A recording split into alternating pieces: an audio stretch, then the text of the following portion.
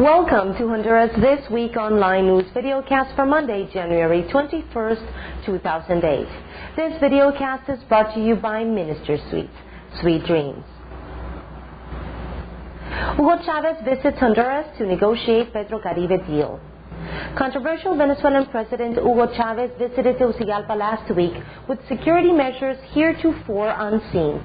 Capitalinos woke up on Tuesday to witness the arrival of one of the few enemies of the U.S. President George Bush, as Chavez's cavalcade of vehicles made its way to Casa Presidencial for talks with Honduran President Zelaya, mostly about negotiations involving Petro Caribe. Expectations from the media was immense and opinions were diverse, many in favor of the visit and many against. Read the full article by Álvaro Morales Molina in the national section. Filmmaker not afraid of controversial subject matter. Francisco Andino reflects back on 2007 and only hopes 2008 is as fruitful. Andino, a filmmaker, was by most standards very productive last year, juggling commercial shoots, documentary film projects, television miniseries, installments, and a short film. It seems this year is off to a similar start as Andino stopped and took a quick breath for this interview before heading directly to a commercial shoot for the Honduran Tourism Ministry. Read the full article by Todd Ellerton in the national section. Bank president opposes plans to pour money into political campaigns. The president of the Inter-American Bank for Development, BID, Luis Alberto Moreno, has criticized Honduran politicians for the inexplicable expense of the national budget assignment made by the representatives of the main and traditional political parties inside the National Congress, when, according to Moreno, resources are absent to feed and educate Honduran youth. Moreno revealed that during the celebration of the Guatemalan presidential transfer earlier this week, Honduran politicians intend pouring more than $1 billion lempiras into the financing of electoral campaigns for the political parties in Honduras, since they established the amendments to the electoral law and the political organizations, and that they were newly ratified by the National Congress some days ago, with the generalized opposition of almost all social circles of Honduras. Read the full article by Carolyn Nell in the national section. Ciseron. Honduras artist marches to the beat of his own drum. Pinning Ciseron, the complicated but talented painter, down for an interview took over 2 weeks. Ciseron could be described as crazy, busy, and crazy busy. The Honduran artist has an upcoming exhibition, finished a mural project, and is in negotiations with an art gallery in the United States. The interview took place during a short but interesting car ride.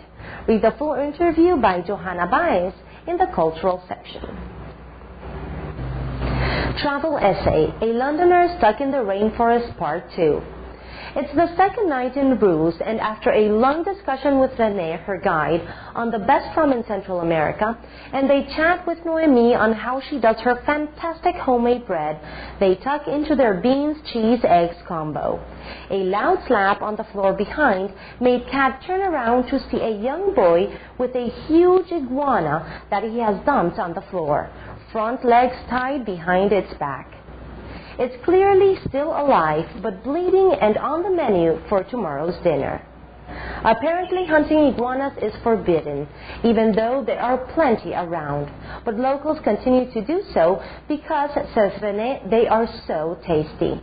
But Kat wasn't convinced. Although not a vegetarian herself, she's not really into seeing her dinner suffer before eating it. Rene puts his order in for a serving of iguana the next day, while Kat struggles to make up her mind. Usually up for trying anything new, but her conscience is telling her to stick to the rice and beans.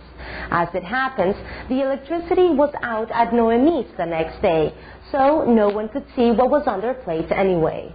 That was the decider, and she chickened out. But apparently it was delicious. Read part 2 of this travel essay by Kat Linger in the Travel and Tourism section. Zelaya confirms major changes in his administration. Honduran President Manuel Zelaya made new appointments to several of his highest governmental positions earlier this week. New appointees including a new Natural Resources Minister, Serna, the National Ports Company, ENP, the Foreign Affairs Minister, Internal Affairs and Justice Minister, the Presidential Legal Advisor, and the National Communications Company, Ondutel. Zelaya ordered the changes effective after February 1st. At that time, new appointees will begin their designated duties. No replacement has been announced for Zelaya's private secretary, Raul Valladares. The Honduran president made the announcement of the new appointees during his visit to Guatemala for the inauguration of his Guatemalan colleague, President Álvaro Colom. Álvaro Morales Molina tells us more in the national section. A plug for partnerships in Honduras. Since 2000, ProjectHonduras.com has organized and presented the annual conference on Honduras. Since 2003, the conference has been held in the town of Copan Ruinas, where it will again be staged this year, from October 2nd to the 4th.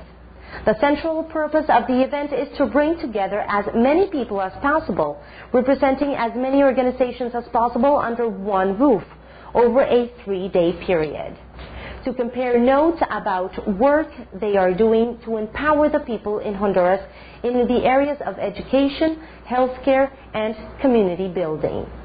Read the full article by Marco Cáceres in the national section. This has been your online weekly update for Honduras.